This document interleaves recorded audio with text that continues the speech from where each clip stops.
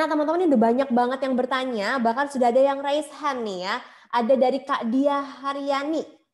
Selamat siang Kak Sheila. Saya memiliki dua pertanyaan tentang tentang healthy purpose life saya. Nah, pertanyaan saya untuk Pak Yuzak, yang pertama, bagaimana Pak langkah-langkah yang bisa saya lakukan gitu untuk mewujudkan purpose healthy saya gitu. Lalu yang kemudian yang kedua, jenis asuransi mana, jaminan mana dulu yang yang perlu saya perhatikan gitu.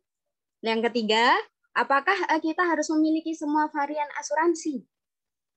Dan yang keempat, bagaimana cara memilih produk jaminan kesehatan yang sesuai dengan kita, yang swasta kah, atau yang pemerintah kah, atau bahkan dianjurkan untuk keduanya. Oke, Kak Yusak mungkin masih bisa diingat Kak tentang healthy purpose life-nya. Oke. Jadi mana produk insurance yang mana yang bagus? To be honest, mungkin Mbak Erlina akan bisa bantu jawab kali ya. Soal healthy ini kan masalah kebiasaannya. Jadi insurance ini kan proteksi. Penting ya, kita wajib punya. Tapi yang paling penting adalah bagaimana gaya hidup kita bisa mendukung tujuan dari kesehatan yang kita inginkan. Sebenarnya itu sih. Dan kita juga harus proteksi diri kita dengan insurance ya, karena itu proteksi keuangan juga gitu ya. Kalau ada apa-apa kita juga harus bisa menggunakan itu. Dan ya itu sih, mengenai produk insurance, saya punya lebih dari 5 kali perusahaan yang saya gunakan. Jadi buat saya sih yang penting saya, keluarga saya gitu ya, karyawan saya itu ada. Mengenai produknya seperti apa, mungkin nanti saya minta bantuan Mbak. Gitu mungkin jawabannya Mbak Sel. Oke, Kak Dia mungkin sudah terjawab Kak? Iya, bisa diajukan kembali pertanyaan. Terima kasih banyak Pak Yuzak. Mbak Erlina, ini saya ingin bertanya. Tadi sempat di-mention di slide terakhir ya, kalau tidak salah, ada 4 tahapan. Nah, 4 tahapan ini sebenarnya beberapa hari yang lalu, itu saya sempat cek keuangan cek keuangan. Nah, saya itu setelah dianalisa, saya berada di financial secure gitu. Dan tahap selanjutnya adalah financial independent gitu sebelum mencapai freedom gitu. Nah, cuma ternyata tadi di slide Kak Erlina itu mengatakan bahwa saya masih di yang bagian stabil gitu. Nah, itu mungkin boleh dibantu untuk penjelasan yang lebih lengkapnya bagaimana. Nah, kemudian langkah-langkah apa nih kira-kira yang harus saya lakukan pertama dan hal dan aspek apa saja yang perlu saya perhatikan dan bagaimana kira-kira strateginya. Mungkin bisa dipahami pertanyaan dari saya, Mbak Erlina? Bisa. Baik, terima kasih banyak. Kenapa berbeda? Mungkin saya agak naikin standarnya sedikit ya, karena kalau misalnya kita hanya cukup aman aja, itu kayaknya kurang menurut saya gitu. Jadi ini hanya perbedaan masalah standar aja sih, nggak ada perbedaan yang sangat serius. Nah, terkait dengan langkah-langkahnya gimana supaya cepat mencapai mandiri finansial, saya punya jargon yang Anda bisa ingat nanti pada saat kesini, jadi Anda nggak gampang lupa. Ingat aja yang namanya kata cerdas. Ya, cerdas itu kan dari CERDAS ya. Oke, C-nya itu cek keuangan Anda. Ya, jangan lupa cek kesehatan keuangan Anda. Kemudian E-nya adalah educate yourself ya. Dengan cara Anda misalnya mengikuti seminar seperti ini atau membaca buku, membaca surat kabar, itu adalah salah satu upaya Anda untuk educate yourself. Kemudian R, regular investment, jangan lupa lakukan investasi secara rutin. Kemudian debt management, jangan lupa ya. Debt management itu artinya kita mengelola utang dengan baik. Kemudian A, aset alokasi, ya jangan sampai Anda berinvestasi dan Anda tempatkan hanya di satu pundi aja. Kemudian juga yang S-nya adalah strengthen your financial habit. Nanti setelah ini Anda sudah Anda sudah mencapai tahapan stabil. Nah, yang terpenting sekarang adalah memperkuat kebiasaan Anda untuk mengelola uang dengan lebih baik lagi. Terima kasih Mbak Erlina. Wah, terima kasih Kak Sheila. Saya kembalikan kepada moderator. Oke, thank you Kak Dia buat pertanyaannya ya. Kita langsung masuk ke pertanyaan selanjutnya ya, karena pertanyaannya cukup banyak, teman-teman. Di sini kita akan pilih ya. Di sini yang pertama ada dari Kak Muhammad Iqbal ya. Selamat siang para narasumber, perkenalkan saya Iqbal, izin bertanya. Kita mengenal adanya BMT sebagai lembaga semiformal microfinance yang menerapkan prinsip Islam. Dalam perkembangannya, BMT hanya dikenal oleh sedikit orang, padahal mayoritas masyarakat Indonesia adalah Muslim. Kira-kira apakah BMT ini memiliki prospek untuk lebih berkembang lagi, atau hanya tetap di taraf yang segini-segini saja? Cara apa yang tepat untuk bisa membranding BMT? Wah, ini bisa dijawab oleh Kak Amelia nih, Kak. Ya, terima kasih atas pertanyaannya, Mas Iqbal. Sebenarnya masuk ke dalam jenis perbankan syariah juga, tapi dia masuk ke dalam mikro ya. BMT ini sebenarnya mirip-mirip sama seperti koperasi, tapi koperasi syariah. Maka disebut dengan BMT, Baitul Mal wa Tamlil. Nah, di sini bedanya dengan bank syariah ataupun BPR itu dari sisi penyaluran pembiayaannya ini bisa lebih kepada mikro ya, jadi bisa pembiayaan yang di bawah 5 juta bahkan gitu ya. Jadi konsepnya sama seperti koperasi, tapi koperasi yang syariah. Mungkin kalau dari saya itu untuk meningkatkannya bisa dari tingkat yang pertama tadi ya, salah satunya literasi. Kalau saya lebih kepada bisa bekerja sama dengan peer-to-peer lending syariah gitu untuk meningkatkan. Mungkin itu jawaban dari saya, Mbak Sela.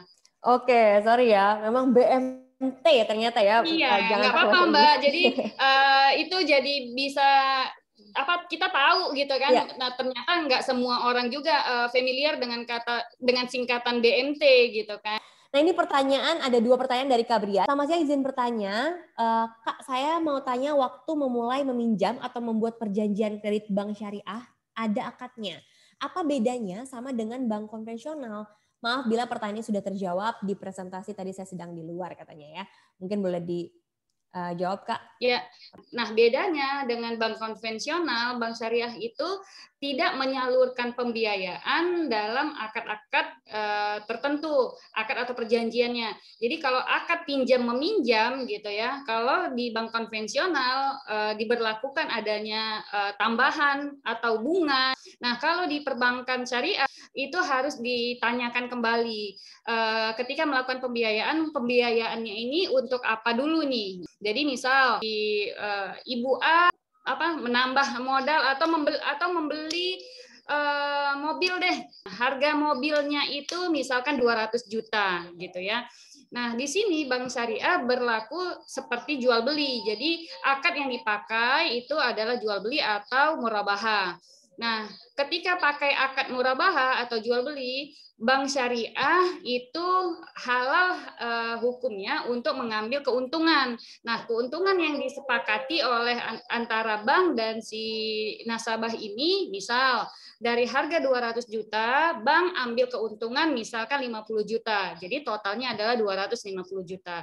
Nah, disinilah sistem transparansi atau keterbukaan bank syariah bahwa menyatakan kepada si nasabah kami mengambil keuntungan sebesar 50 juta, lalu nilai yang kami jual, harga mobil yang kami jual bukan 200 juta lagi akan tetapi 250 juta. Nah, ini yang dihalalkan.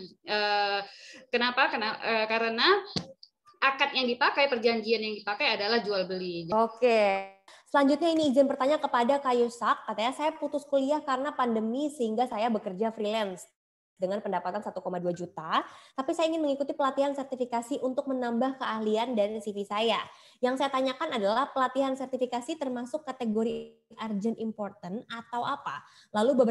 Lalu berapa persen yang harus disisihkan dari pendapatan saya untuk dana pelatihan bila saya belum memiliki hutang? Terima kasih banyak. Lalu kalau ditanya soal sertifikasi atau apapun gitu ya. Jadi mungkin jawaban saya adalah tentang investasi ilmu ya, investasi leher ke atas lah kalau kita bilang. Jadi itu menurut saya sesuatu yang sangat penting dan sangat mendesak. Kalau menurut saya, karena saya hobi belajar gitu ya. Karena apa? Karena yang merubah hidup saya waktu itu adalah tentang belajar. Nah, tapi gitu ya, kalau bisa mulai spesifik. Kadang-kala kalau kita masih muda, semuanya kita pengen pelajari, seolah-olah ilmu di dunia ini kita pengen lahap, telan semuanya gitu. Nggak bisa, teman-teman. waktu kita terbatas gitu ya, kita mungkin nggak bisa menjadi semuanya. Saya selalu bilang gini, when you try to be everything, you will be nothing gitu. Jadi Anda pilih, gitu ya, pilih apa sih yang sebenarnya menjadi hal yang pengen kita dalami. Itu mungkin jawaban saya.